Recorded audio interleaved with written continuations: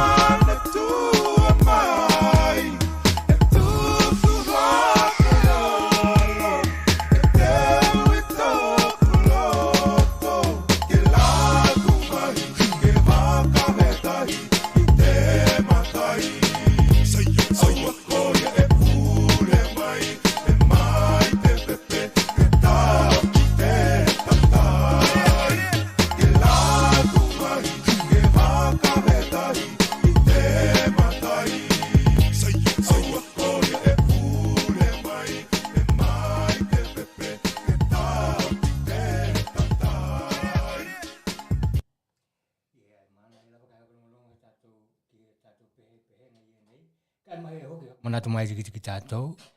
Peko e te haka manatu atu ki te kou lua. Ka hai koe i kou lua pehe, ni, e no nohoma kou lua, se mai mo tātou polokalame. Ke hakalongolong ki ei te toka lahi o tokelau hakalongolong mata ki tātou polokalame.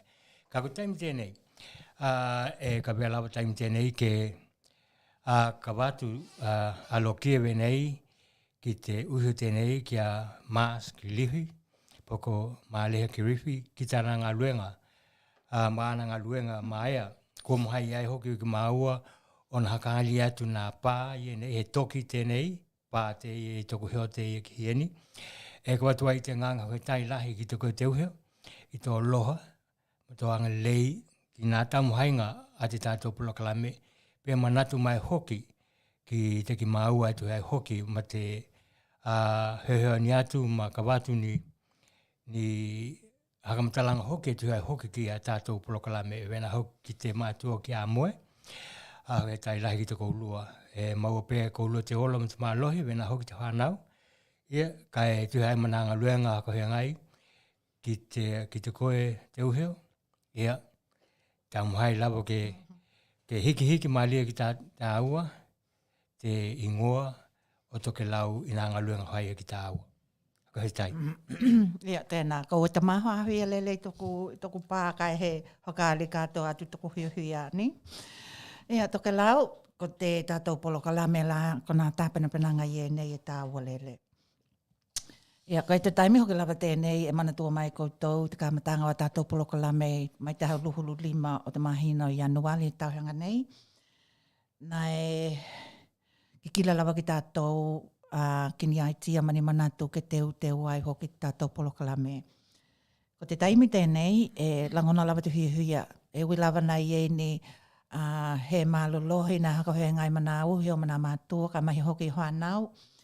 Ko te ahui ahui nei, langona lawa te huia ki te uhi o tātou uhi o mātua tēnei ki anila o my Perth. Ko ia tēnei, ko te mātua tēnā, ki kila ka mātou ki ei, ki ni whakatahinga, pe ko te hokalapatu tonga hoki ki lātou tātou kai ngā tokelau i Perth. Nā i vai wanga ki lātou. Langona i lātu huia. Ko te video ka matamata mai ko lua ki ei tokelau. E langona lawat huia. I te itu tēnei, waka whanau e whakatāua. Ko tēnei lā tokelau, matamata mai ki te video tēnei, oi kuat kawatu ai ni whakawhetai mani kupua loho hoki. Ki te tātou ka inga tokelau tēnei, te mātua tēnei, pako te uhio tēnei ki a nila poahea, ko ia tēnei huka ululu ki ei, nā taumahainga ake mātoi ki nei i Perth. Te kaina kia te mālama kākai e atu, te kaina kia te tupua kākai e atu, e lau katawa e manai, e lau katawa e manai, e lau katawa e manai, a kāhanui o kulima, e lau katawa e manai, a kāhanui o kulima e tātu, ko te lākau e tātu, ko te lākau e tātu, ko te lākau e nā, ko te whaka e tātatau e tātu. Tulau ni, taloha ni te mamalu o tokelau mai te kāinga tokelau i Perth i Western Australia. Ko mātou, iki nei hia hokalia mātou e wanga e hoailunga Western Australia. Tulau ni, te mamalu o tokelau wai hoka ngana e lua, te hoka pālangi ma te hoka tokelau.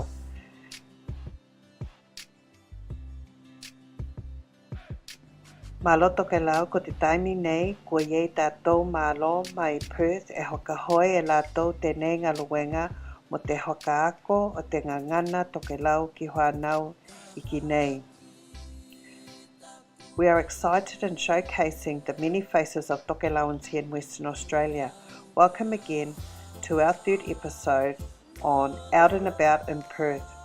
We are featuring one of Perth Kāinga Tokelau featured projects, Akonga Tokelau WA. It is our pleasure to have Helen Fala, who is the Akonga Tokelau Coordinator, alongside the Akonga Tokelau Program Planners, Maria Nielsen and Haitali Williams-Bull.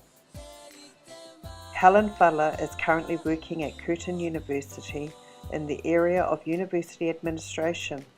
Helen is also a published writer, a founding member of Wamata Performing Group from Hutt Valley in Wellington, and a graduate of Victoria University with a Bachelor of Education and Pacific Studies. She was also a school leader for her Sacred Heart College in Lower Hutt. Maria Nielsen is currently completing her studies as an education assistant. She is also a founding member of Wamata and was part of the group that received an award from Creative New Zealand.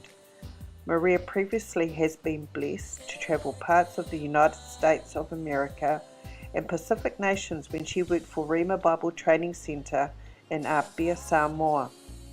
She and her family are now part of a global church called Kingdom City, where they serve as Connect leaders and help in their worship and production team, and are both doing greenhouse where they are.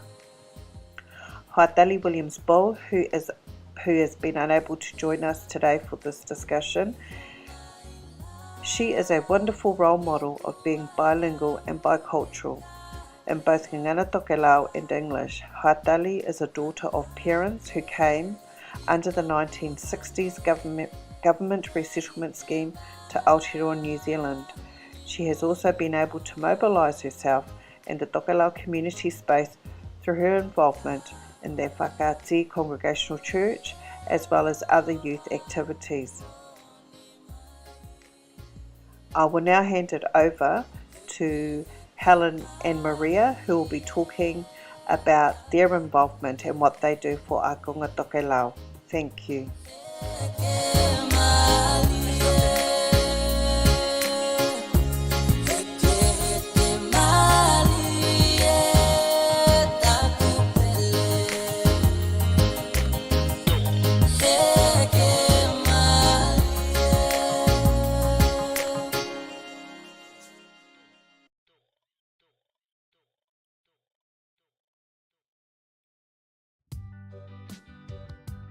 Mo te awanoa tēnei I longa o te polokalame hatohatonga Tokelau, Pasifika, TV and radio. Pēnā hoki kia hiani matito. Toloni tātou ka inga o ako tāku haka Tokelau e he mālohi. Kai ko au e tamahai tautala I te tātou ngana Tokelau. Ko auko Elena Fala, ko Mauma Maria ni Uhio. Ko nā mātua o Maua, ko Himo Mahuliana.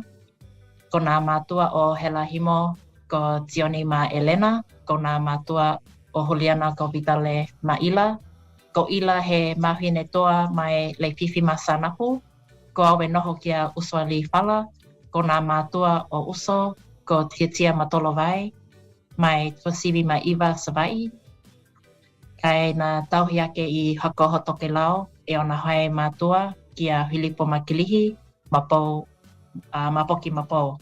E hokotahi te mā ahahine ko tona ingoa ko alohangia. We have been in Perth for over 10 years now. We moved over from New Zealand in late December 2011. Thank you also for to Hatohatonga o Tokelau Pacific TV. Thank you for this opportunity to share about what we do here in WA. Toloni Tokelau, awa toko Tokelau he mālohi as well. But yes, I am the third youngest of Hela Himo and Juliana Tionasio. And I have married a beautiful, handsome Samoan man. His name's Johnny Nielsen. His mum June Shro is from Wainganga, and his dad Davila Nielsen, he's from Luffy Luffy. We both have three handsome sons. Josiah Kelly McKenna is our eldest, he's 11 years old. Then we have Vidale Johnson Asher, he is 8 years old, and our youngest is Hezekiah Halekie Noah Nielsen, he is 3 years old. We moved here to Perth 2019 in October, and we've been loving it since then. So thank you.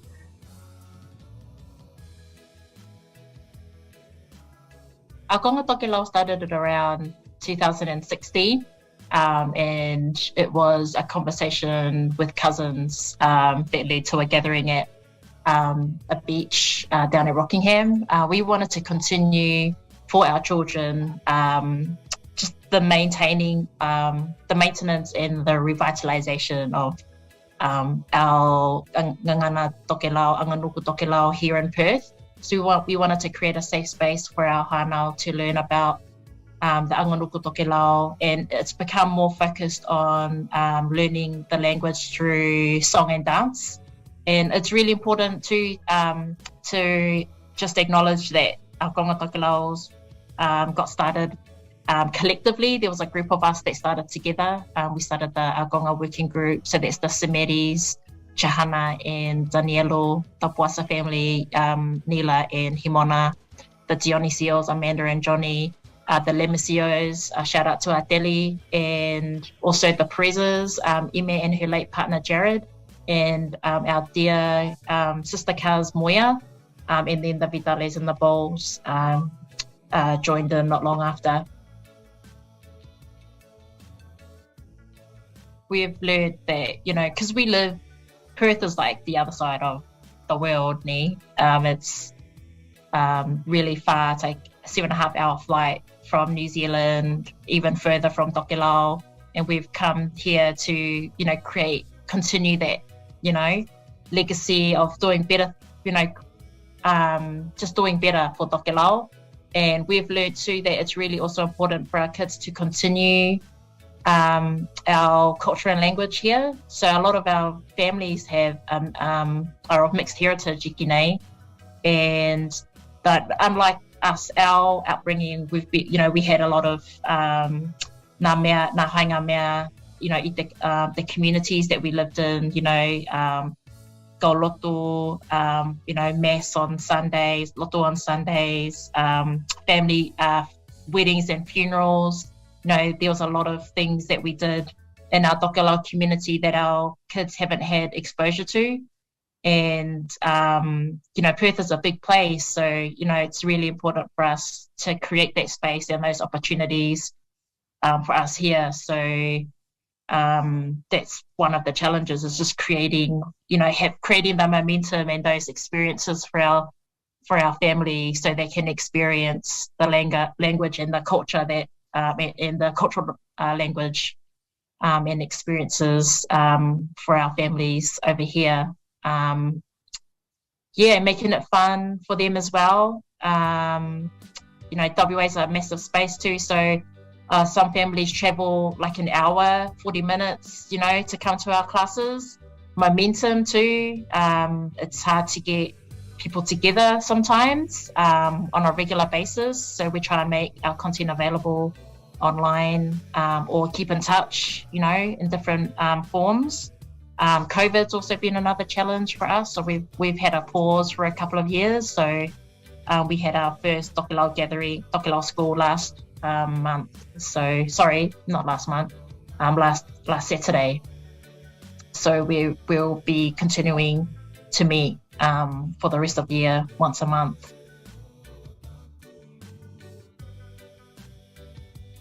Some of the positive experiences for our Akonga Tokelau is the kids just love learning. They love learning the language and the culture especially through our songs and dancing. So we've changed our approach and had a Akonga Hiba focus. The kids love learning that way. So that's been awesome. They love to get together with their cousins, so like the mahotanga that Akonga Tokelau creates has been awesome for our kids and our families, and people travel far. We've been grateful that, we acknowledge that families travel far to come to Akonga Tokelau and our gatherings as well. We've had different things that have happened, family days at the beach. People will travel for an hour to come together, or they'll find out that there's something on and they'll come. It's awesome, and the kids love getting together. That's what's been the best thing about it, is they love just being together with their families, and they learn so much from each other, and love hearing them speak and sing in the Tokelau language. It's beautiful.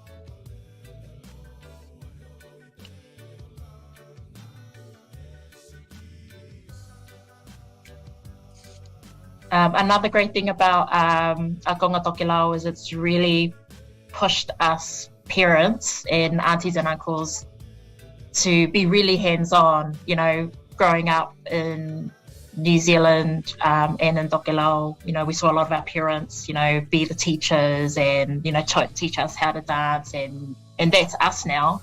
So that's been really awesome. And, you know, we have had to create a lot of the resources ourselves. The Bokihi, Whaina Apa, you know, the aunties have come in and sew on the uniforms, and it's been really great to see our teachers are ourselves. So, like, thankfully, Hatali and Maria, they've, you know, taken that mantle, and they've been at the front, you know, teaching the kids how to sing and dance. So it's been really awesome. Like, everyone just pitches in. So yeah, loved that. That's been an awesome highlight for Akonga Tokelau. It's really, especially for me, especially the fathers and the mamas. Like, it's everyone just pitches in. So really grateful for that.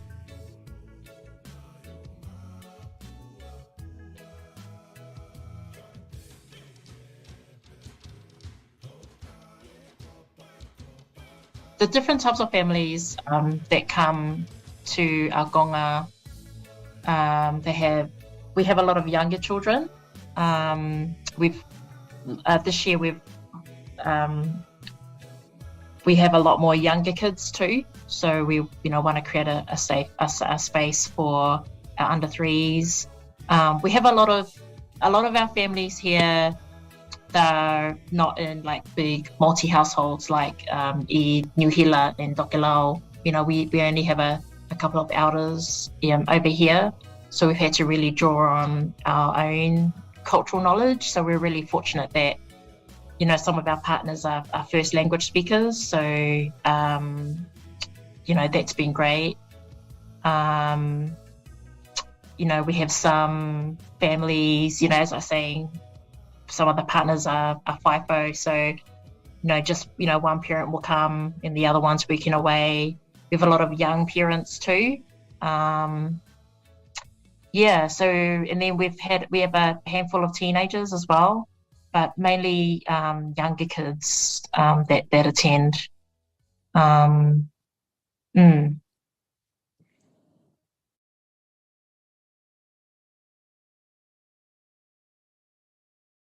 Sometimes we have, you know, a handful of families. So when I say a handful, you know, maybe a few families.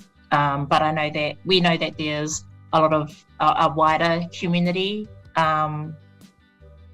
here in WA, and a lot of our families have a family member that is part of the FIFO roster. So they have a fly in, fly out rosters. So that means they're away for, you know, 3 weeks or 28 days. Some people are lucky to have a 1 week or a 2 week roster, and that really impacts on their attendance to our Akonga Tokelau or Tokelau gatherings, which is fine. You know, that's just wanted to share about the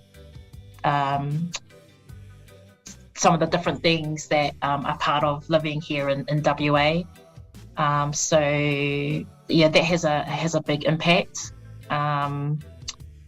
We also have a lot of families who, you know, majority of us know Tokelau is like our second or third language.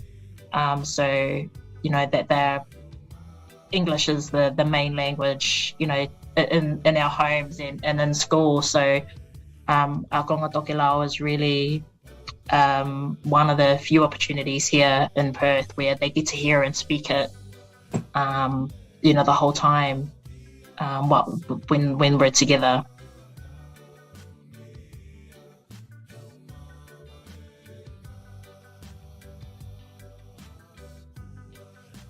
So like Helen has said, Akonga is a safe space for our kids. even as me as a New Zealand board as well, to come and learn about tokelau, whether it's through language, through song, dance, traditions. We come together. We come just in unity really to learn about our tokelau. So with that in mind, we are encouraging our tamaiti to tautala haka tokelau. So our program starts with a prayer in tokelau. Then we sing the national anthem. And we have been blessed to be able to access the resources from Mōtima, which is an online resource via the Ministry of Education in New Zealand website. We then had an elder or someone that we invite to come and share a word of encouragement to our children. With our first one, we had the president of Kāinga Tokelau Perth, Adeli Aleni. He's the president of the group, and he, from his word that he shared to the kids, he said the word for that day was hakamakekeni. So the kids learned hakamakekeni, and we see that throughout the day. So just reminding each other to be strong, finish strong, you can do it. And then we then had a 10-minute break, and then after that break we broke into groups to ask them about to discuss with the kids, because they had performed at a couple of places, and so we were asking them what they could have done better as a group, and what did they like about performing. We also asked them as well what they want to learn at Akonga each time they come. This year to Akonga, what are they wanting to learn? And also during the school holidays, if they were wanting to do something during the school break. Then we have our Akonga Hewa, where the kids learn new songs, and then we teach each song what the song means, and then we also warm up with a golly challenge where we get the kids to just remind them on how to sway, how to lue, and how to golly as well. And then we just gather. That goes on for an hour, and then we have a shared meal together. And then we may meet again. We may have a small meeting, but then we just break up and clean up as a group. And and the program runs for around 3 hours. So our program ran from 4 to 8, 4 hours. So it's a 4-hour program that we do every third Saturday of the month.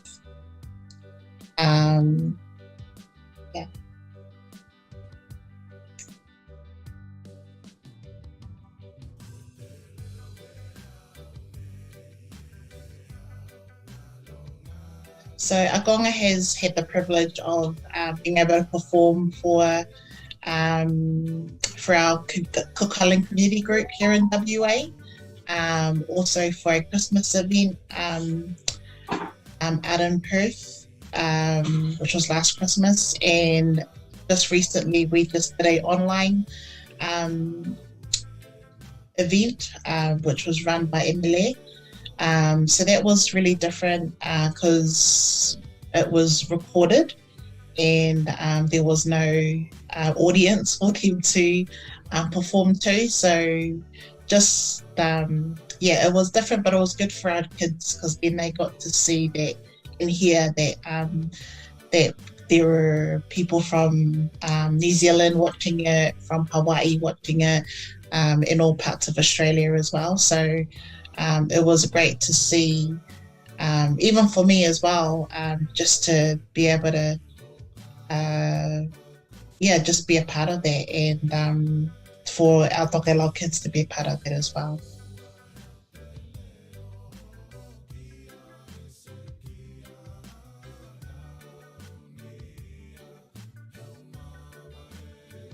Hakatai mo te huhili, Nila. I think the interview Nay has been a good opportunity for us to, think about all the different things that we've been doing. We've been running our Konga Tokelau for a while now, since 2016, 17, and looking back, it's like, we've done quite a bit, which has been great.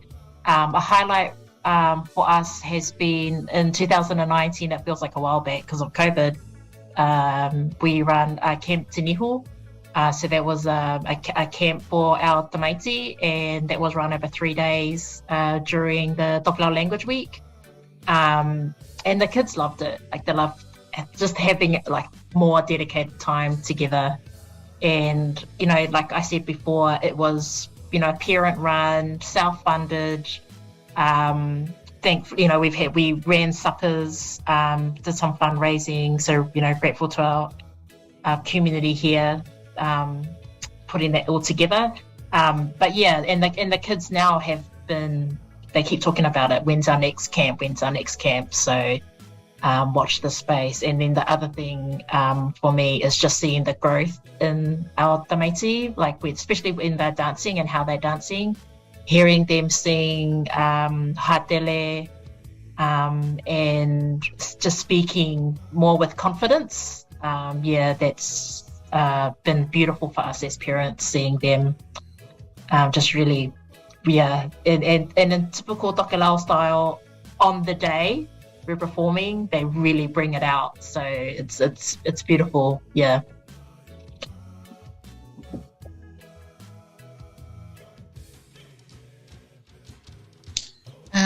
Thanks, Nila, for the question. So for me, the highlight for me was just seeing the growth in our kids. From when we came in 2019, we actually got introduced to the group their first camp. So it was good for my boys too, because they were able to get to know the kids, get to know their cousins here in Perth. So that camp was a good introduction for my boys, and even for myself too, getting to know our Perth community. And also seeing the difference of the way they dance now to what I saw in 2019 to what I see now.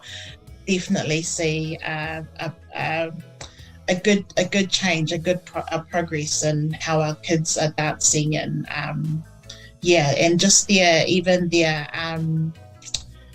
confidence too, singing and dancing and being able to respond back haka tokelau is great to see. Like my nephew Xavier, he used to be shy and just kind of when it came to his turn to respond, but he's quite confident now to talk, say maloni to me, to his auntie. So it's really great to see our kids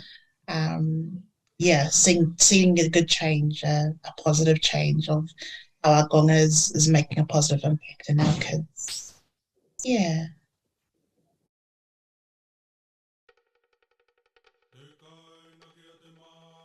We had our first class in May. Our next class is June 17th, I think. June 18th. So we've, like we said before, we have a big focus on hiva haka tokelau. So we have a akonga hiva aspect in the polokalame that we have.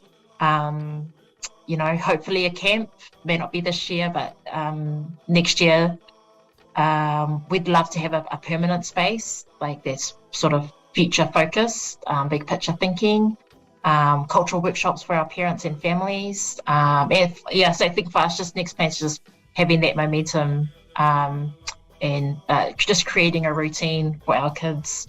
We acknowledge Tokelau, the New Zealand Tokelau Language Week in October. Over here, so we're having a family day planned as well. So that's what's on the plans for our Konga Tokelau.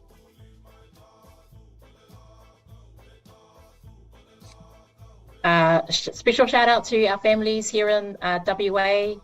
We hear you, we see you, we miss you guys, especially our Gonga kids.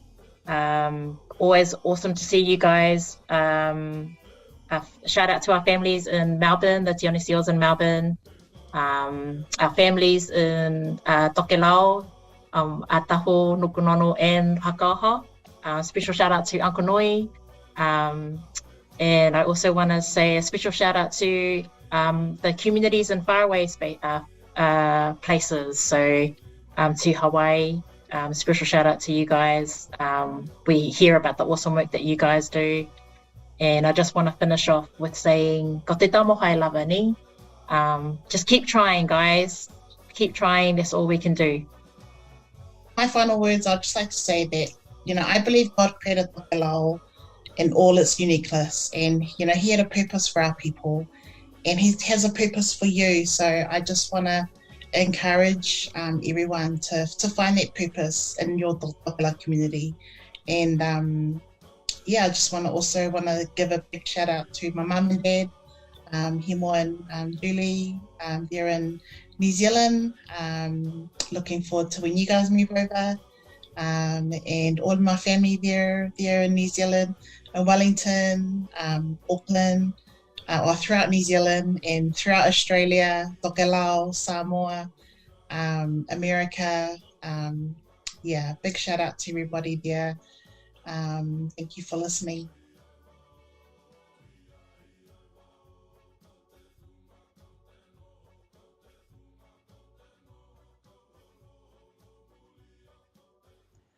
Hakahitai lahi lele ki te hoto.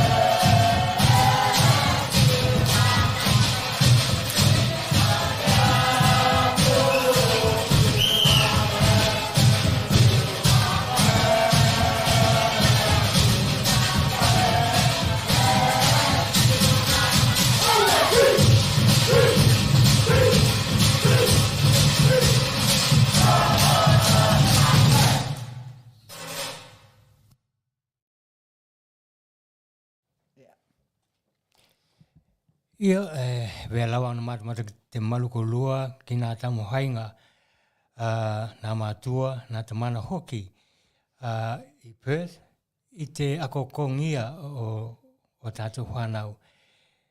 A tonu longa nauma ki tātou te hihia, tu hea ki te kila atu, mata atu ki nā tamu hainga au tātou kāinga I Perth. He ngata ki nā mātua, he nā hoki nā whanau, he tala e wai heo toku tangata nei, I heo he mea hano koe ki te laulangi, ka kahai ke I lo ma tau kawe koe tau nganuku, he mahai ke te haka hoki mai ki nā mea nā ako atu ki te koe ka koe ta mai ti, tātou tua, heo ke pā mai ki tātou mātutua. Haka he tai hoki te tātou polokalami tēnei FATOFATOGA O TOKELAU ki nā mātua, nā hoki ki te tuku hakatahi o te tātou video tēnei mō tau mata tāluhia nā longo lelei I te koulua Tokelau ki nā hakamatalanga ki te hihia hoki o nā loto o nā mātui nei ki nā tamuhainga a ki lātou he ngata ki te akonga kāmata. Ia we nā hoki te akokonga o nā whanau ki te culture ki tātou wā. Ko te culture a te tangata, he mea tuku kehe ai ki tā aua Tokelau mai tahi atu nuku. Ko te culture ki tā aua.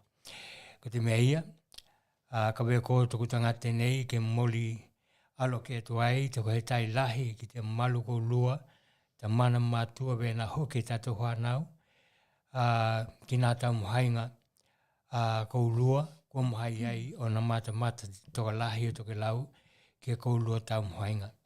Ke tāluhia ola, ke hoki atu, malingi atu, te hakamanuyanga, kehe, a tautu te mani te langi ki te koutou uma, ki nā mea tamu hai koutou ki ei, we nā hoki maha hau koutou ki ei, ki te atia kenga, a te tātou community I Perth, haka he tai lahi, ona ko te awano tēnei, ko tuku mai ai, te awano mō te mamalu o Tokelau ke mata atu, kai mai he hoki tātou polokalami tēnei, haka he tai ni. Ia, e wena hoki la ka nā hātele, oi, te tai mea hoki ko la. Haka he tai o ai, kila tu au ki te tōnginga tēnana. Nai hiu mai ai tātou whanau te pae ma te kukula, ma nai alawa te uniform tēnā o New Hila. Ko waka e taku kila. Vai tū New Hila. Vai tū New Hila, ni. Haka he tai atu ai ki te uhi hoki hi mona. Ona, tālohia. Ke tō mau pēr te tōnginga tēnā. Kia ka hoa kāri ai hoki kai whai hili. Ia hei. Taku he ako lau tu lau waka te tōinga tēne Niuhila. He ai ni tala lawa ko tuku atu. Haka ngali ai hoki tātou polokalami ka haka he tai lahi nā mātua we nā hoki nā tamana. Mai nā whanau. Ia, a tonu he mahai hoki o nā he tuku atu he loto hui te kaukauna tēnei he ngata ki nā tāpenapenanga te uhi o tēnei ki a nila poahea matana waenga. Aloa. Ia kai mai hoki ia mātua matamana. He uma te hui au I matamata atu ki a tātou whanau. He hiwa mai koutou, whakatau nuku e koutou nā tūlanga ke he kehe i nei. Kai hoa hui atu ai ki mau ai loto te ala leo te FATOFATOGA O TOKELAU peko te Pasifika TV and Radio. Mālo nei, mālo te hoai nuku, mālo hoki te hai mea lelei au aki tātou e tā hei waho. Kako tēnei lava e tau mahai lava, ke tau kawepe I Tokelau I loto tātou loto, pāhi atu ai ki a tātou whanau. Mālo ni Tokelau? Ia kako heki te tuku atu ki te tahi I tu hoki tātou polokalame. Ia e kawatu hoki te nganga he tai hoki ki te kou lua nā tamana mātua we nā hoki e whanau e mata maka o ngā te YouTube, mō te matamatanga ki te tātou Ma te polokalame. Facebook, ne? Ia, wena hoki ki te Facebook, hei taini, te maluko lua Tokelau, ki te hakatahi mai te hei hoki ma taimi ko hakawano mai ki tātou polokalame.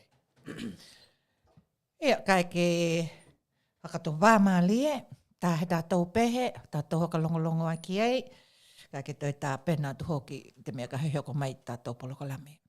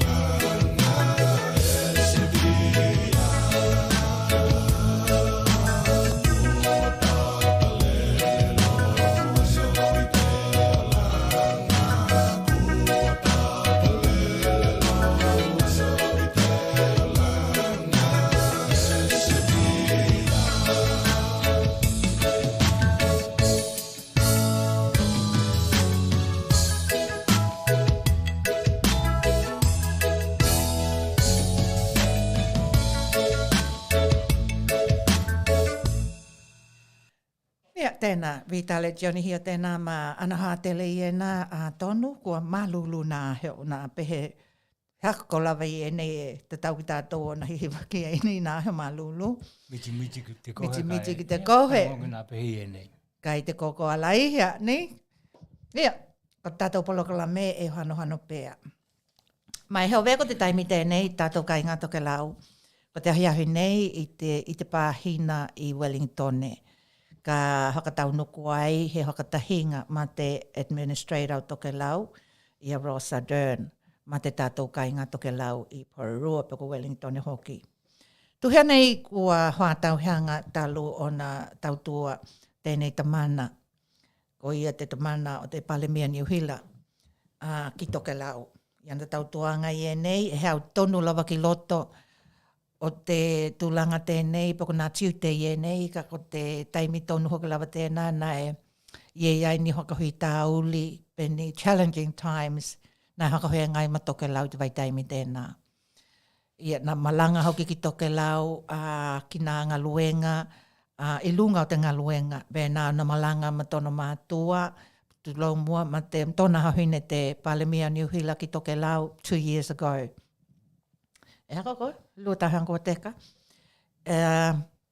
Rosa Dern, talohiya, ai longa, e wilawa ki mātou he ki whetau i ma te tamana tēnei. Ia nanga luenga i te whātau hanga. Kai a tonu he taimi ngali hoki tēnei, ke momoli a loki atu ai hoki ni alohaanga o te hatohatonga tokelau. Ki nā moi mitinga, ki nā whakamoimoenga, e veo nā nohongi ai ia te nohoa tēnei ki te being the administrator tokelau. Ia tēnei ko hakalongolonga atu ki tātou, ma matamata ki tātou, ki ana talano mai i te hakanohonga, i te luwai hako te kātou nei, pako te vai a heoko, hakailo mai ai ia, ona hakamoimoenga i nā, ki te hakamāwai ma te ngaluenga, e peko pāhau ki lawa ki te taimi, e laka ke he ai. Ia, tonu hoki la kaiwe i te tahi tū hoki, e tuhai hoki ki nā, ki te tau ki la atu, ni ke he hiui hoki mo te mo tamana tēnei ki a Rosa Dern, ki te ngā luenga nā ko he ngai mai ia. Ia, tālohi pēr ki te ki la atu, mo te hawari ki mua o nā ngā luenga, o nā tau mahinga hoki mo te Mālo tokelau, mālo hakaua o tokelau, ke maua ni he tino le lei, ke mau he tino e lava te atamai, e lava hoki te aloha ki tokelau, mana tau mohainga ki te laka atu ki mua, o ai lahi nā mea i te olanga nei, e haima mea e hakawai vai ai, hakahui tai hoki ki ni ngā luenga e tā mhai atu ki ei. Tālohia, ke mau pēa e tue aina, pe nā hoki nā nuku e tolu, nā henua e tolu, ke pēa lava te tonu, pēa hoki lava te hirihilinga, tālohia, ke ie he tino, e tau kawe tēnei ngā luenga, ia, matau nā loha, haime le lei mō tokelau. Ia, ono ke lava ko te tino tēnei e appoint e te mā lo New Hila, ni e veo nai ei, nā ki kilanga vēnei, ka e atonu ko te mahuanga lava kua whakatala noa i te matakupu tēnei, mua he whakahetai he lava te hatohatonga o tokelau, peko ki mātou i nei nā kaukau na vai, he ngata e whakahetai ma hakatau hātu ai hoki ki a Rosa Dern. Kai vena hoki ena tau haka manato mai te ki tātou te tau atia kenga o te tātou atu whenua. E wilawa ke mātou e tā hei hoaho kai he mohai lele ke puli e tokelau mana tamohanao. Kai vela ki te whakatahinga i Wellingtone, pako Pororua, pako te pāhina hoki e vei o nā ke kila atu ai hoki ki ni ki te huia pātu, ia a tonu tālohi aola e maua he tātou minute pe he huia lava, pe he taimi hoki e tātou polokalami te vai e heo, matamata ai hoki ki tātou ki ni tūlanga o te aheo tēnei, i te ahiahi tēnei e ve o nā hakailoa i hoai. He ngata ki te mamalu o tātou kai ngā tokelau i lunga i Wellington, e poko Pororua hoki, ki ka vena hoki mō ki lātou e awanoa, ni? maula pekana I he mātou helikopta ke lele hako atua ki mātou. Ni tito, ki te whakatahinga tēnei, a tātou kai ngā tokelau, e we o nā huahuangia, pena tā pena ki ei ki lātou I lunga I Pororua. He whakahetai he lawa tēnā, I haloa, ki tātou ki langa ki nā tūlanga vēnei, I hoinga tā, ni? O nā hoki lava e ei te tama ai a lele ni uhila I tuhi ai hoki ki nā tūlanga I nei o te whatuhatunga, ke te whatuhatunga, ni? O tokelau ki lunga ki tāna hawali ki mua. He ngata ki whanau, kai wēnā hoki te tātou lau whenua I lunga o tokelau. Ka oho nuko nonu a tahu.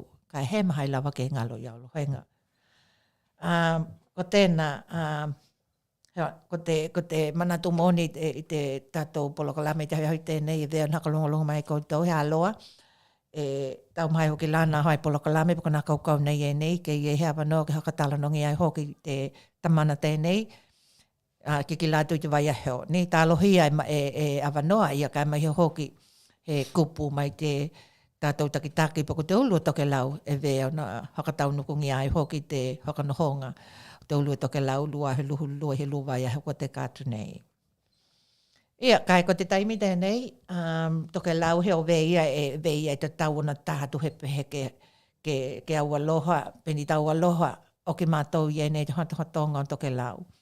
Ki te administrator o tokelau i Rosa Dern e vea na hakatalitali ai ki tātou, ma matamatatu ai ki tātou, o nā hakalongo tālai hoki ki tātou tūlanga kua iei.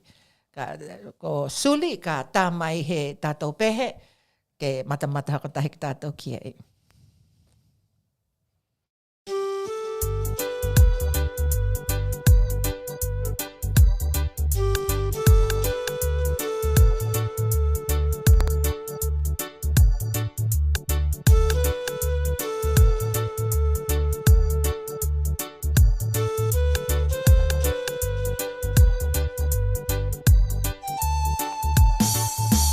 Te matani ani ani mai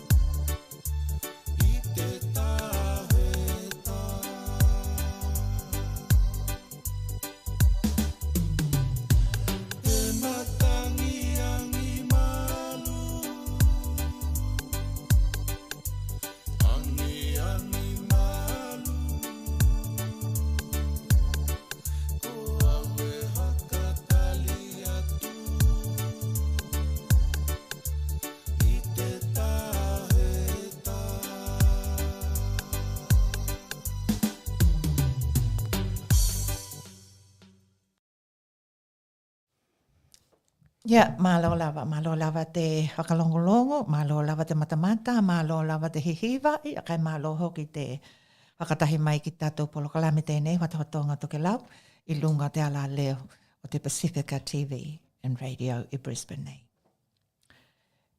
Influenza, oi, ka kohe ki ka watua te polokalame te at, polokalame pokona tahapenanga hakatau ki te hulu ma te COVID, ko te pehe tēnā na uhiu ngia e te kainga i ena kia pili, ia vena hoki ma halani. E nosa ma pili ke le heoma ko ki la ua i ena, e hakailoa mai, ka malanga mai ki Brisbane, ki he ve potahi ni, ki he whakahuihuianga, te mahina o au kuhi o te haluhe hulu. Tā tō pati mai tito. He o vela ka tau mahai ki mātou. Ma Suli, you need to come to this one. Ka tau mahai ki mātou o I hokatahi atu ma hihiwa, ma heoheani hoki, peniani, tūlanga te tau na heoheani ai ki mātou. Hei ai te tū tēnei ki te hihiwa, ne? Tito hea tau. E au ngā lele te hapotingia I enei uhia, puni whānau hoki te kou tokelau. E we lawa o nā pehe tuai tuku tanga tēnei ki nā te tūlanga tēnei ki te hapoti. Ko te hapoti e tokelau e manako mia lele I heo he mea tamhai kei he mātua, he whānau. E te tau lawa o nā langona ngia e ki tā ua. Te hapoti o nā tau mahai ngā umai e nei. E tali tonu, ko te nā tau mahai ngā hoki e nā uhi e nei, mai Sydney, ia, kila hoki ki te, hengata hoki ki te, o mai ki hakalongolong hoki tātou ke kai, e le lei hoki, ko nā taimi e nei te mālulu, ne? Ua, e hei mea I lunga ake I te hakahano nā ewe koko e exercise, ne? I nā taimi te mālulu, he ai he tahi mea I lunga ake o te hakamalohi tino. Ia he ala te nono hoai koe tāpulupulu tu lau I te hoale, kai he tūki lunga. Hakai loa mai ki te taimi tēnei, ko te taimi tēnei ko au kohe, ni te mahina au kohe. Taha luhe hulu. Luhe hulu. Ia tuhi lo ki lalo I tau hakamau ki lalo I tau computer. Ko he alawa te mai ke awa noa wawe ai e koe pe mana tua wawe ai e koe te hakahea launga tēnei, koe nā puli, ko au kuhe a luhe hulu, e hato nai tēnā. Malanga mai ki Perth, ki nei Brisbane. E o mai ai nā uhi e nei, mo he kilimatangi, ni e wea ko te kupo ki tēnā, kai I e lawa te tahi kupunga te ia kai e manako mia tō heoani. E ka te mea ia, ke mau te ole mo te mālohe ki nā uhi e nei, e ka wena hoki I te nohe aoni atu o ki tā ua I Brisbane nei, ko loko nā noho hale kai tuki lunga o mai hea poti ki nā me umai e nei tamu hai kei Whanau o Tokelau. Hoi tai. Ia, antono I ki nei Brisbane nei te tai au nei nā hakalongolongi hoki ki tātou, ma matamata ai hoki ki mātou ki nei Brisbane nei, ki hakalawe na tutupu lunga te awala I te tai au, na ngalo ai he te whanau tolu tau hanga te matua. Ho weko nā mei e nei te tau lawa na hakamanatu atu ai lawa ki atu koulua tokelau I lunga o awala, na kapita wale ke ki kila lelei, drive ki te tūlanga o te tau, ka hai e ua, hano māli e ni, ka hai hoki e wewela, te taho ke lawa ki tātou na ki kila, ma muli ki nā tūla hono e tuku mai te malo. Te tū tēnei, ka hai koe hakahala o nai hei whai ato huhi paku, e kei loa, peha na hakahala I koe. Kai mana tua hoki te taimi tēnei I Kuini Helani, tulo I Brisbane nei, ia tonu hoki mai e tahi konga o Ahitalia, e iei na pukeata pa kona cameras I lunga o awala. Kona pukeata I e nei, e puke hako ai ki nā tino, nā drivers, ni nā tino e kawe ki lato nā tāwale, pe ko ai te tāhui nā kuku I o lato lima telehoni, pe text, pe tau tala, ki nā ka inga o whoever, e hokai loa atu e mamaha lele nā hala ka hai e maua nā tino i nā puke ata i nei. He ngata hoki tēnā nā holi tūla hono i lunga wa wala mua a te hanonga heoloi o te tau tāwale muli taha pili ki te tahi tāwale i mua atu o koe. Lahi lele nā tūla hono e ta tau ona ki kila hokalele ki tātou e hewe mai ai o tātou kainga. Kai veia ki te hokalawalawe ki nei Brisbane nei tai au nei nā ngalo ai he pepe he veia e le atu o he tūla hono tēnei nā heoli e te kawe tāwale tēnei he ai. Ko nā whakapopo lenga awa e tākua mai ki te lahi o nā mewe nei ki kila ki lunga o awala ua ki tea e nā cameras ki te toka lahi o ki lātou kawe tāwale i lunga o awala koe ni helani ia atonu hoki mawhatalia. Nā tino kawe tāwale kai tāohi nā telehoni paka o ngā nā telehoni taimia kawe tāwale. Tau kila hokalelei ko tātou kai ngā tokelau awa he hailawa ieni hokalawe lawe i lunga o awala. Ona ko te telehoni nai tō lima pena e haka o ngā ia e iho ki lawani langona ka langona e koe. Ni? Ia ko te tūlanga ki la tēnei e kikila ki tātou te hokalawe tēnei na tupu i Amelika i vai hako te kātu nei haka tau ki te kini hoi aunga toka lua mani hoana wakonga toka hulu iwa. Da i te tūlanga na pāki e i te tamaiti hulu walu ni tau hianga na hano ki loto te potu matahuana haloa. Heo veia ko nā matakupu venei e ailonga e tatau, he tatau ona hakatala noa aua i venau ko ki tātou e noho iau he tālia. He tūlanga, peko niuhi la hoke, he tūlanga tēnei e tatau na tala noa ia ki tātou, ki a tātou whanau. In case, ni? Awai nā teki kai tutupu ni mea venei i lunga o niuhila.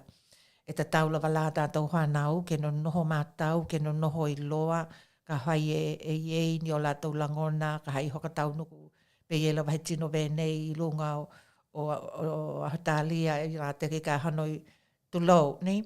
Nā hanoi tahana ni nā konga, ni? Ta tau lawa ki tātou o nā hea kilikili nā hakamatalanga e ta tau o nā mautinoa e tātou whanau pe ka hai e iei he me venei tu tupu i loto nā konga.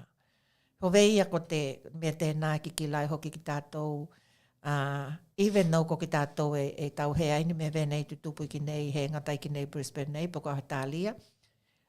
Maniuhila, ia ka kila toki ki niuhila, hanake hoki ki lunga te nā hwana ni. Ie nei kua hiulai nā e olo tahwana tau anoa ie tahi whaleo ie tahi tino whaitu au ki lani. Aki tātou ki kila ki ei te whakahui tā uli te nā whakahui tā uli lahi. Awa, ka hai ki tātou e veki tūlanga ki te akonga, manata mai ti akonga ie nei na tahwana.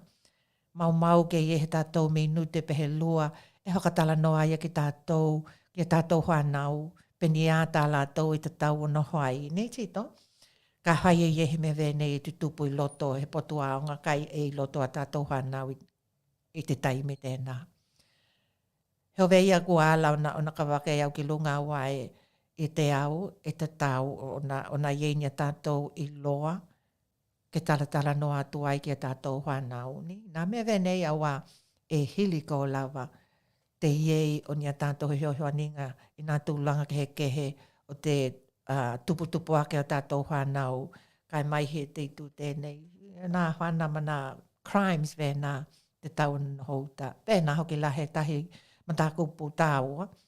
Ko tātou whanau ienei kai e umanā konga o mai ki lunga nā pāhi ni pe ola hea wali ki o lātou kai ngā. Toka lahi lele nā hakalawe pe lahi lele hoke nā hakalawe tu tupu ki a tātou whanau. Ki nā tino he lele o lātou winga. Tau lawa ki tātou o na hau tua, matala noa ki a tātou whanau. Peni a tā lātou e tau na te kolohinga o te awala. Na he hona hai tala ki tino he lātou i loa i ka langa mai he tā wale. Na he haka wale a ngōhi o lātou maha hau. Kini kupua ni tino e tā kua mai, ko au na unga mai tō tamana, ko au na unga mai tō mātua ke piki. Ni nā mea vena, te taulawa tātou whanau ke popoto, ma tului atu pēki o lātou maha hau, venei, ni ke popoto o i look after themselves, ka hai ko heki, hai he iei hea, tamana ma te mātua, i loto he tūlanga venei, ka mai he lawa nā konga ni, ha wali, na he hoa i tala ki he tino i loto tā vale he la tau i loa, na he whanu ki loto he tā vale, ni, ke na he hawali tau tahi, nā mea venei, ka he ai, ke tau lawa ia mātua, ke olo piki apo tātou whanau, peka he tamaiti matua hoki, e olo. Ni, ti tahi ate, tōlangona, kai ko taimi tēnei tokelau. I think it's time for another song, Suli, ke tātou he mātou pehe, ke hakato vai hoki tātou polokalame. Kina tu mai tā olo kai wakatonu, koto tāio. Kina tu mai tā olo kai wakatonu, toku aliki toku aliki yutupu Nau he matangi moli aloha tui o nuku tui o mamaue Pena tu mai tā olo kai wakatonu koto tāio Pena tu mai tā olo kai wakatonu toku aliki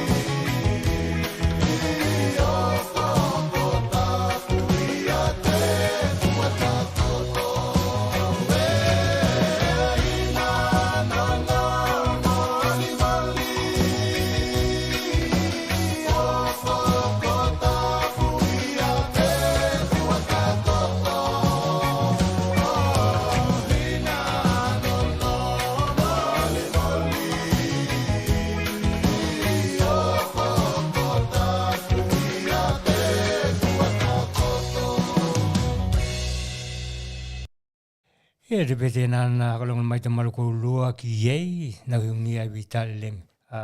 Johnny Hill. Ko te mahohau mahonga taimi nei, ki te maruko lua kalonga mai tātou proklame, peko hea lawa te nono hai ko lua, ko he ngongo atu e te tātou proklame tēnei, E vea na kolongono mai koe I taimiu mo tātou proklame ki nā pehenga ki nā pehe kolongono mai koulo ki.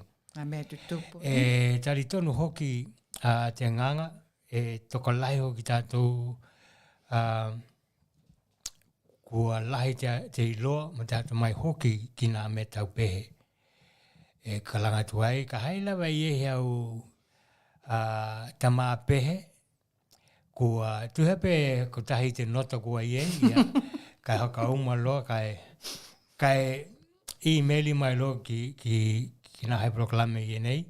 Ke haka longolonga ai hoki he nā kokoe, te haka longolonga ki hei, ke haka longolonga ai hoki te malu tokelau haka longolonga mai ki tātou proklame, kai mahi ai, ki lātou mau atu, ni vea ki nā whenua lalahi. So, ko te... Kai penia hoki lava ni mea tutupu. Ko te tahi tu hoki e hakaleo wene tuai, ka hailawa iei ni mea tutupu, ni mea ka tutupu, kai mai e hoki pealawa ni I tūlanga e iei koulua I nā nohonohonga koulua, pe ko hoi lawa nā konga e nonohai koulua, hakailo mai ki tātou proklame e hihiole nā hai proklame ne ke tuku iho ki tātou proklame, pe mahai hoki lawa koe, oi tuku mai hata mā video lele, hakailo mai ki nā mea tutupu. Pe ni maha haunga hoki ki nā communities ke hea ki tātou, o ai tā ua lele te hakailo mai He okotanga ne. he vei e ona ko tātou proklame he ai.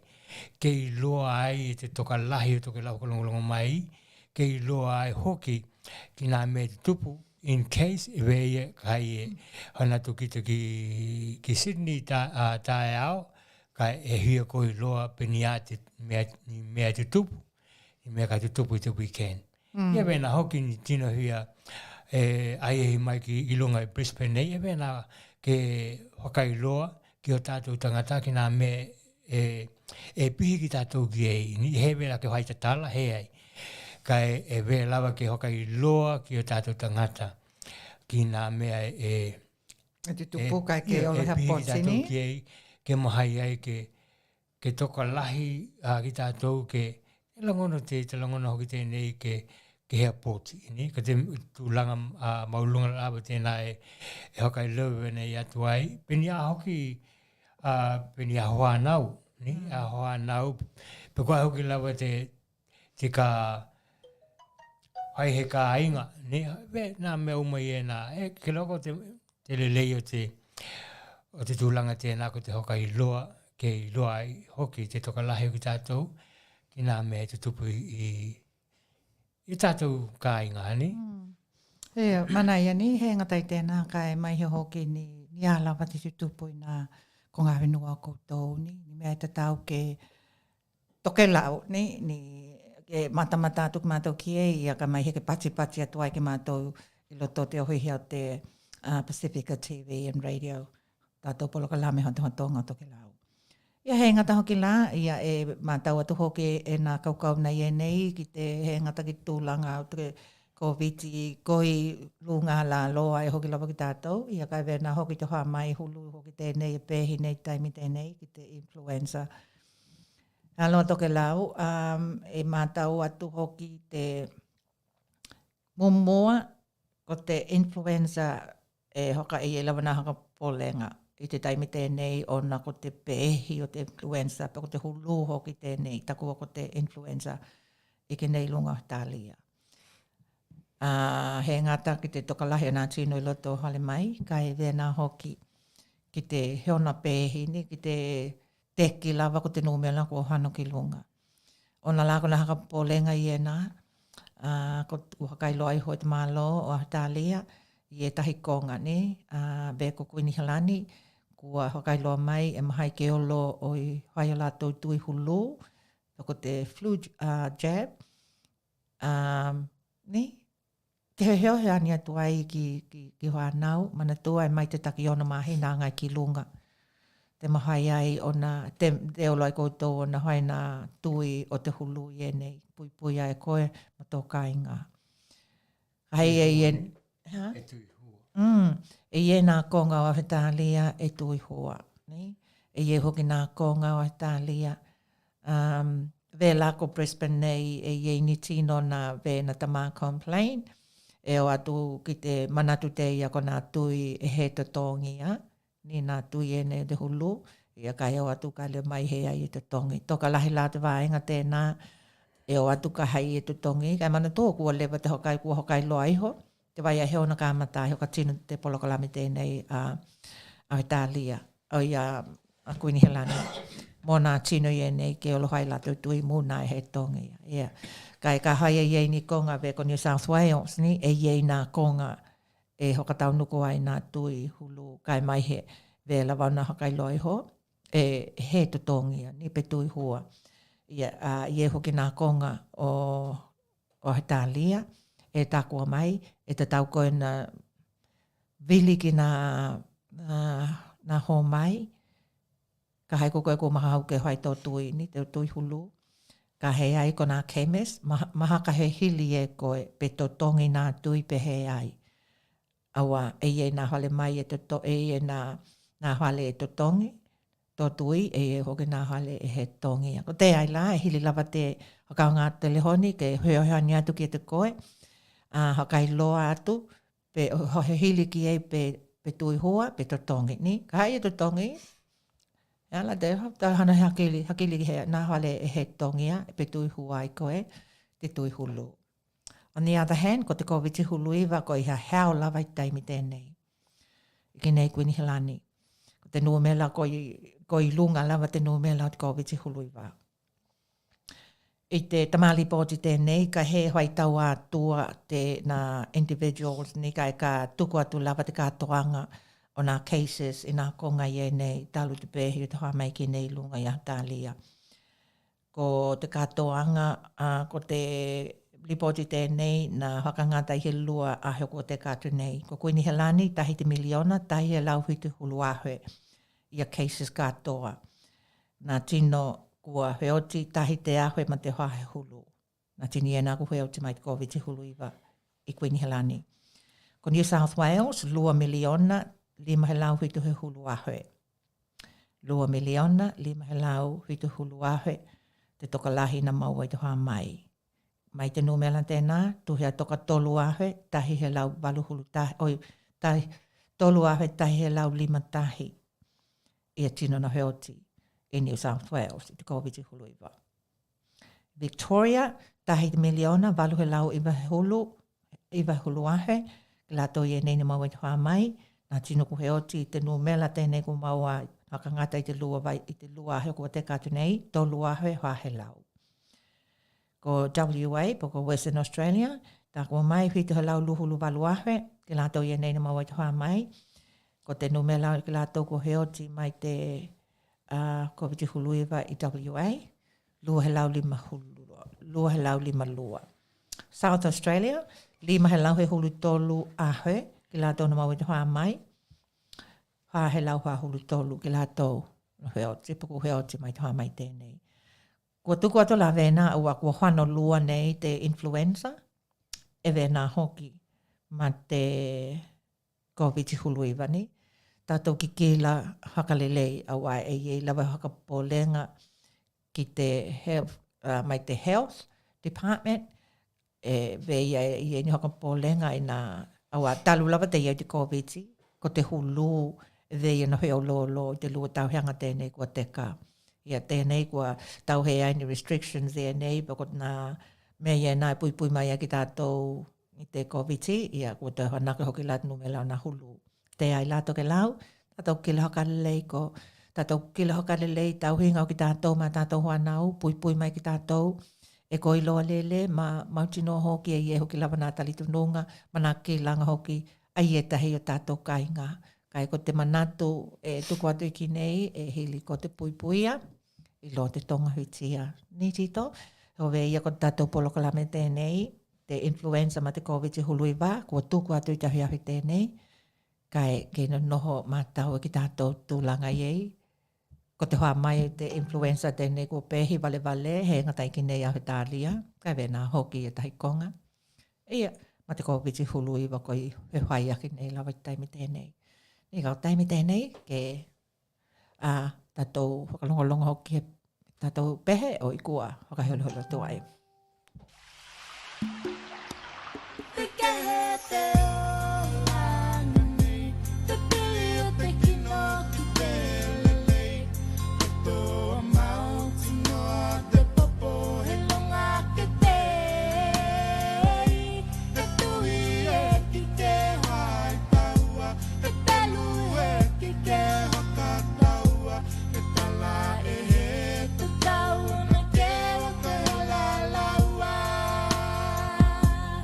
Ai he anei kua vea I o kuhenua He o venei e koienei o kumatua Ngana mai ko ki o kumata Aloha ki te matua ma te tamana Kua tuki te tua na vai vai ngā te tangata Koe he tātu ki a te koe E alo atu au alo mai tau koe I tau ai nā tāwea E ai e o ka moe moe E he koe tala mai tau anoa E tange alo mei te uka noa noa Te mea tau li alava ko te tawa I wā ke taloa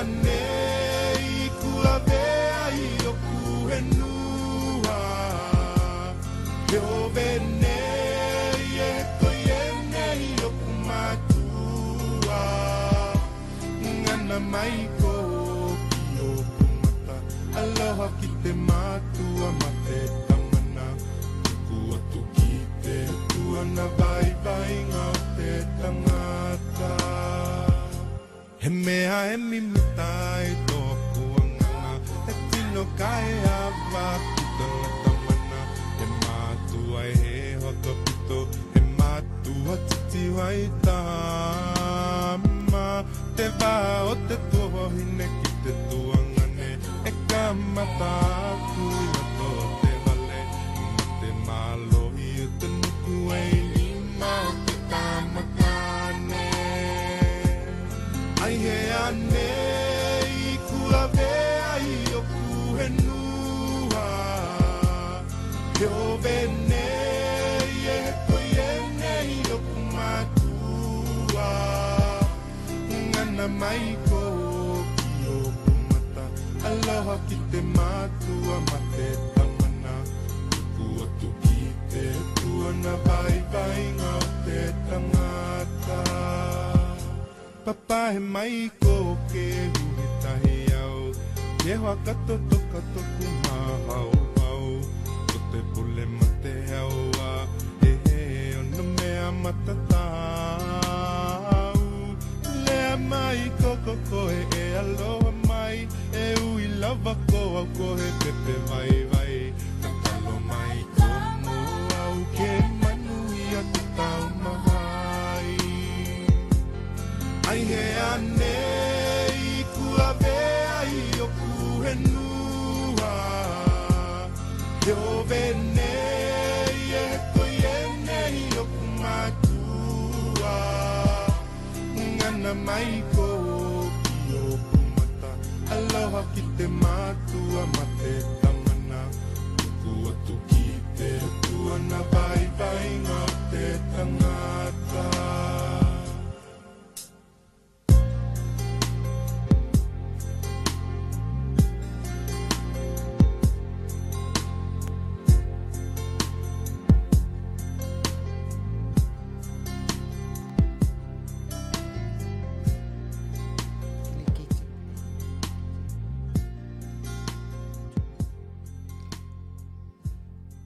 Ia malo lau takolonga mai tātou proklame.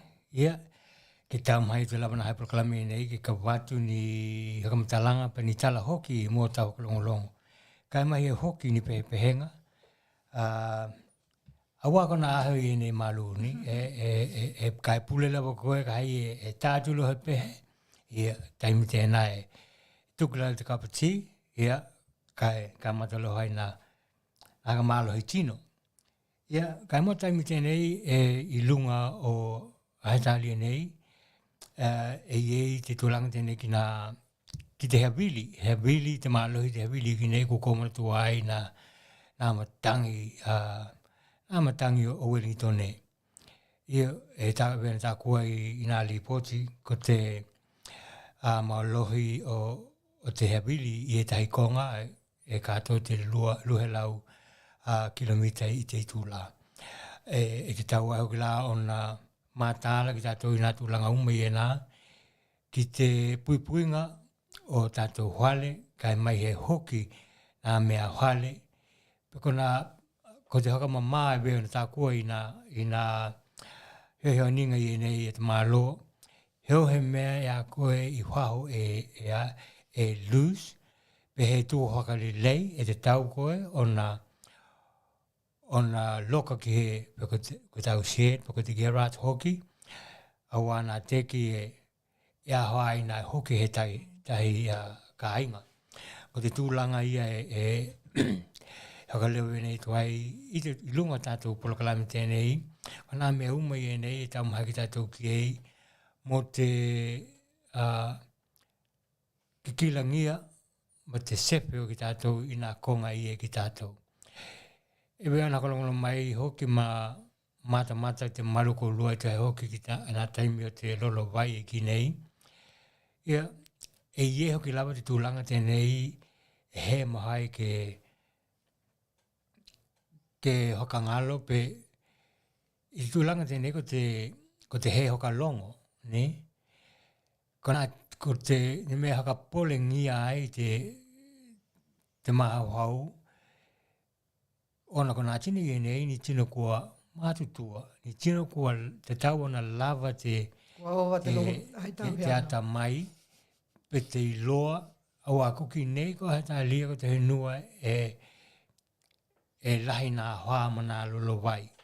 Ko tona winga, te tau nā tino mātutua I nei, ona lava te iloa ma te ata mai, ki nā tūlanga te tupulo ni haka lawe peia, kua iloa, te tau nā iloa nā mea hoai. Ka he ai. Kua hiu lawa I nā tino te mā loho ka iloa mai, ka hai lolo vai he konga, ko koe nā hano o kolohi I te tahi tū I lunga tau tāwale. E te hoki la pe he four-wheel drive tā koe, he tai te four-wheel drive, ki te lolo vai. Aua, hana tu koe he ke ilo pe hea te loloto I te vai te nai tau kolohi e koe, ia, hana tu koe, te kila koe kua alanga. Ia, ma te tahi he honinga hoki, ki he tahi ka inga hoki, nā watu, nā lātou ki te tūlanga I te konga tēnei ka kolohi ki lātou ki e noho lai nai tūlai te lātou tāwale, ma tala no pe hea te ka hoi, ko te tonu na hoi ka kolohi.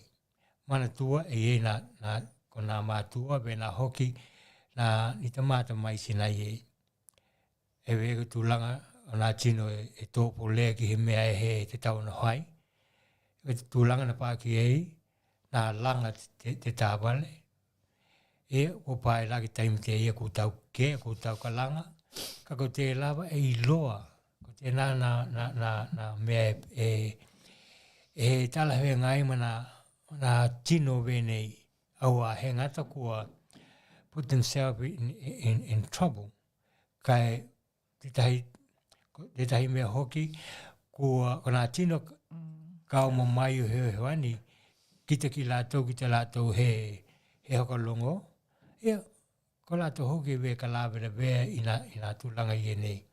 Nā meia, I hoa he mea e pāki tātou ki ei, ki te kila le lei o tātou ka ainga, o tātou whanau, I te tau na hai.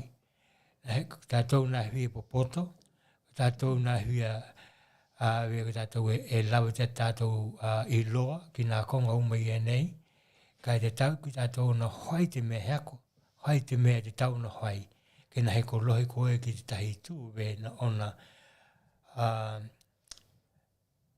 polo aki mai ai na te mālo, o nā konga i nei e maua ai tō heoani ko nā meia. Tokelau ko tō nā puli.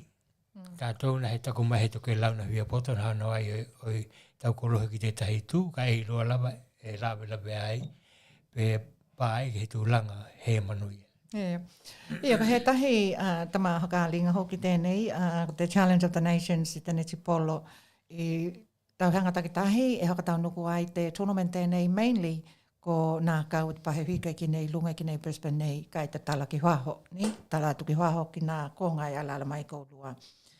Ko te tauhanga te ia, e tuhene i tolu tauhanga talu te hei e ni kauma tokelau i loto nā hakatahinga i nei. Ka he ahaina mo nā ko taimi nei, toi tau mahai nei tokelau, ke toi kakai hoki te kākenga tēnei, ki nā tau mahai ngā te Challenge of the Nations, ke toi kawe hoki te ingoa tokelau tauhanga tēnei. Mea lei ai, he ngā tai mahai o nā ie nā kaua atamai hohine, mai nā tauhanga take hulu tahi anga ki lunga, ka wena hoki no hakatanga nā kaua atamai tāne, ni? Pako nā mixed teams hoki. Mana ia nā mea nā, ka haila wala ie ni mātua mani tamana, ko te tūlanga ie ko te mahina o Novema,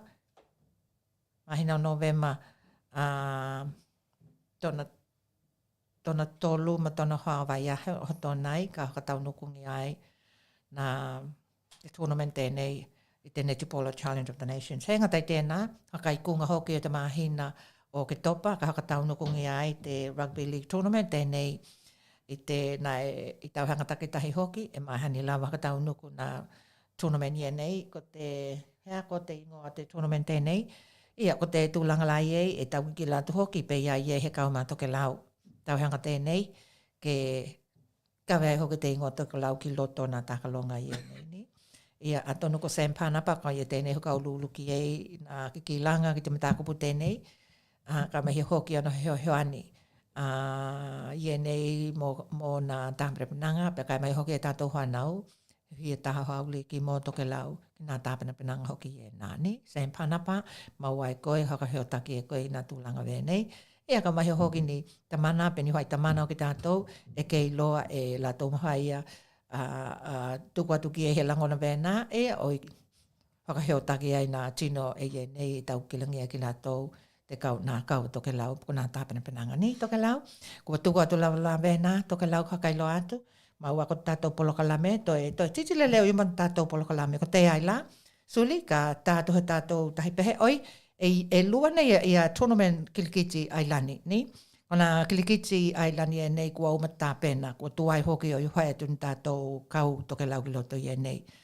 Kai, hove ia kuma umatito i nā olo i matamata ki nā tāpena penanga i e nei, puko ki lato i e nei nā tournaments i e nei, ni? E tātou i loa lele, e i e nā kilikiti ulutupe, e maua hoki nā prizes i nā tupe. Ka e hui aolo lawa i matamata, kila ki ei nā tūla hono, ma te hakatinonga la tau tournament ki nei Brisbane nei. Hove i he taimi, tuku atu ai te tūlanga o te tournament i nei. Ka haka longolongo mai. 1, 2, 3.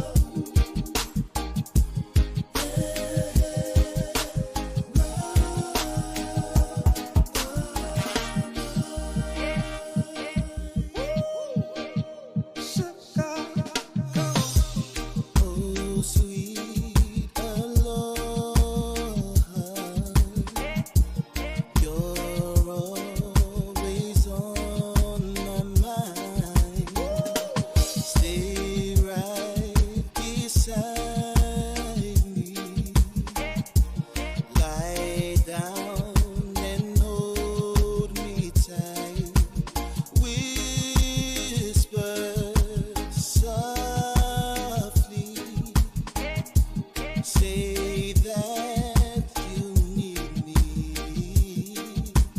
I will always be here for you.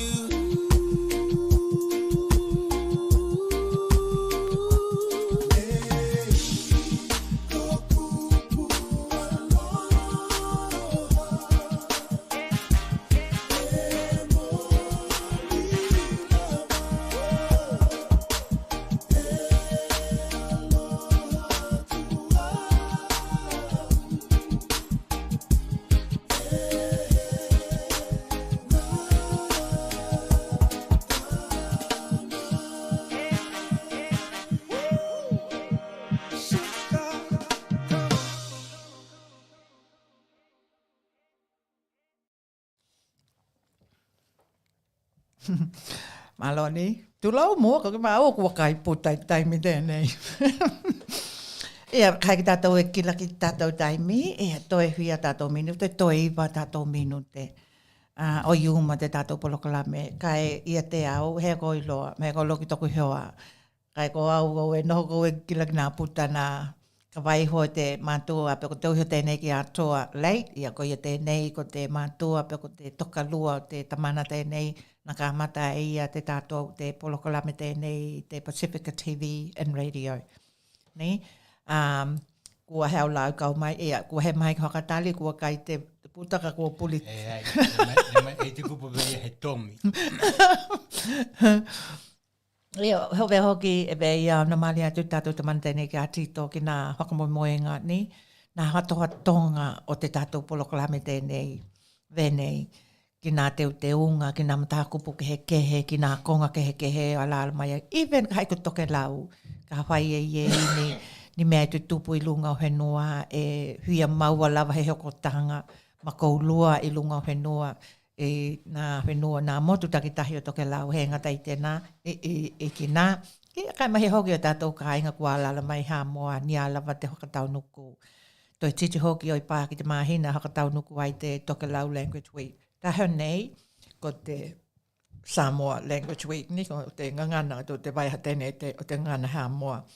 Ia kai hoki tātou kila ki ei, ko te aho o te hakamantunga o te tūtokotahi hā moa.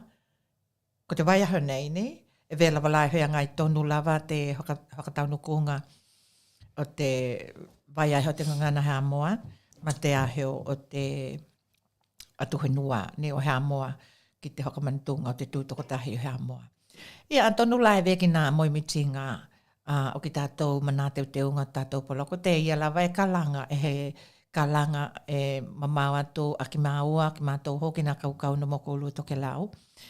Ki ni a lawa ni konga e no noho ai koulua, e whia e iei ni mea e tutupu i te ingoa o tokelau, ni toka nganga ni a lawa peni.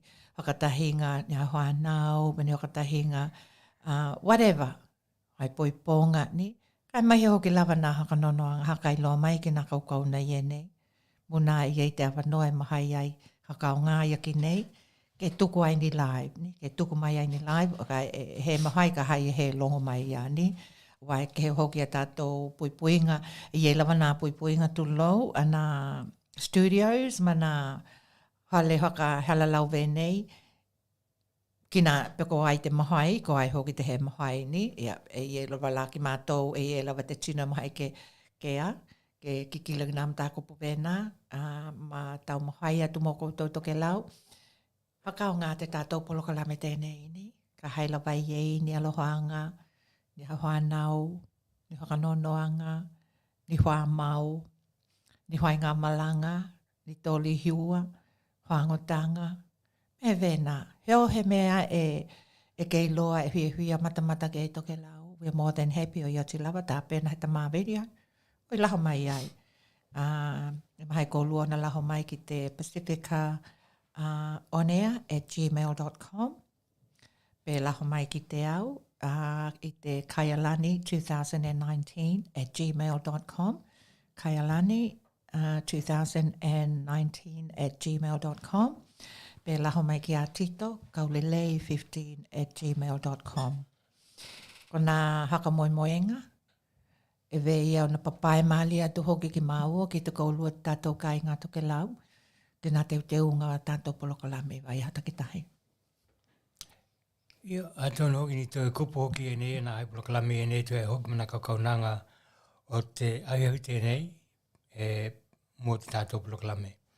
Ni a hoki lawa ni he, pe ni kupu hoki kua heala, i nā hai polokalame e nei, ko lo ke aloloha tokelau, ka manga lo mai ni o mahe e tu ai hoki mana kaunanga o te ahua tēnei, poko te ahua tēnei. Ke tālohi aola, mau pe ko lo te ola o te mālohi, tu he tau iai, i te vai a kaulia, te ahurua tēnā. Ia, kai e tu hai la ki te, ia, mo te taimo ki tēnei, kua kawatu ai ni hakakupunga hoki, peri tala hoki, kua tuku atu, kua he longo le hoki te maluko lotu ke lau.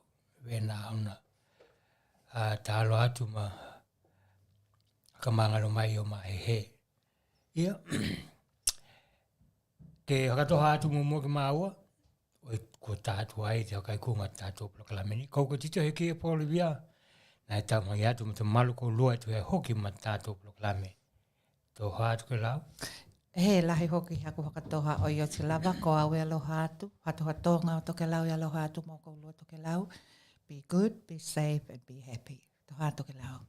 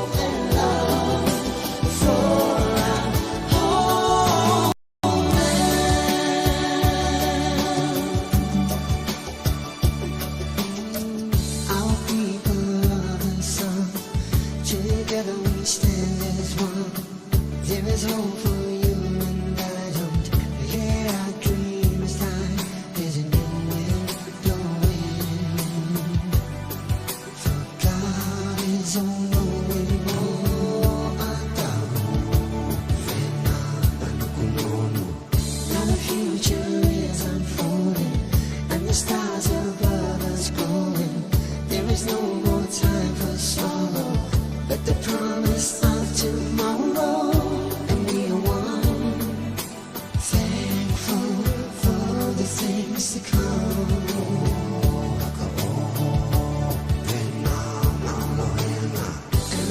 generations they will see when they look upon my people of the sea.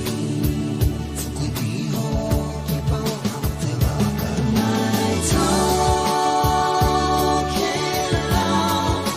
you are always in my heart. Forever I will call you home. Never shall we part. My tokelau, united we will stand as you and I walk hand in hand through hope and love for our homeland.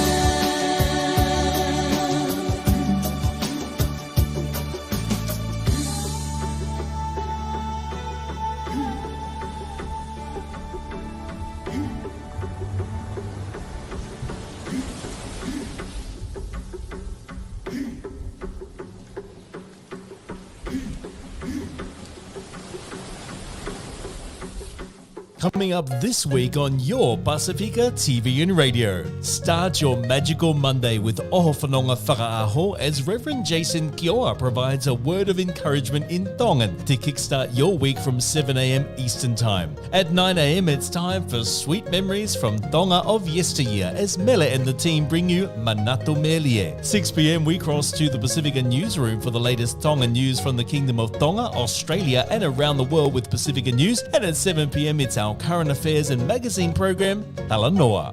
Tropical Tuesdays are lit as Reverend Jason Kioa leads us in prayer and worship from 7 a.m. with Oho Whanonga Whakaaho in Tongan. At 10 a.m, Pasemata Taunisila V and Fotolina Kioa showcase Tongan culture and compositions, giving historical insights and learnings with Whangonatala I Hengalu Ea. At 4 p.m, you can catch the world's first Tokelauan TV show as Hakohatonga o Tokelau hits the screen with Sieni, Tito and the team. And at 7 p.m, our partner Broadcom Broadcasting 87.5 FM in Nuku'alofa give us live coverage of events in the Kingdom of Tonga. Wonderful Wednesdays are a joy as Oho Whanonga Whakaaho sets our spiritual compass with Reverend Jason Kioa in Tongan from 7 a.m. Eastern. And at 6 p.m. we head to the Rock of Polynesia with Leo Taongo Niwe Onovalu Tolu as Boy Sietu and the team bring us music, news, interviews and information in Whangahau Niwe. Throwaway Thursdays have you covered as Reverend Jason Kioa shares spiritual devotion in Tongan with Oho Whanonga Whakaaho from 7 a.m. Then at 6:30 p.m, your weekly dose of spiritual nourishment in Samoan as Aingai brings us Awewhe Ao Ole Talalele. Kitted out by 8 p.m, i Langangana Samoa as Fafongai Levai Motu Onoi checks out the latest music from Samoa with Fika Maile Pese. Fantastic Fridays close off the working week with Oho Whanonga Whakaaho in Tongan with Reverend Jason Kioa. 4 p.m. at your Pacific Drive, Malue Fiafi with Suli in Tongan. Then at 8 p.m. our Tongan and Pacific youth are in the whale as DJ Saatui, DJ One Time and DJ Misfit go hard with music, prizes, interviews and dedications till late. Super Saturdays start from Melbourne as veteran journalist Makalesi Kavapalufachi serves breakfast with Leti o Tonga o Melapuane in Tongan. During the day we have live streamed events from our Pasifika community. Then after 3 p.m. the Kumete Kakala Serenade Chill device as Lisia Teloloma brings us the vocal songs of our Tongan Kava clubs. By 8 p.m. it's the love hours for families, friends, loved ones and lovers of Tongan music as Ivy runs your Saturday night request hours on Muka Oi Ofa. Spiritual Sundays we head to church with live stream Tongan services including Park Church Tongan Congregation, Auburn Uniting Church, Mascot Uniting Church and UCA Tonga Parish. Pasifika TV and radio, connecting generations of Pacific diaspora through stories, language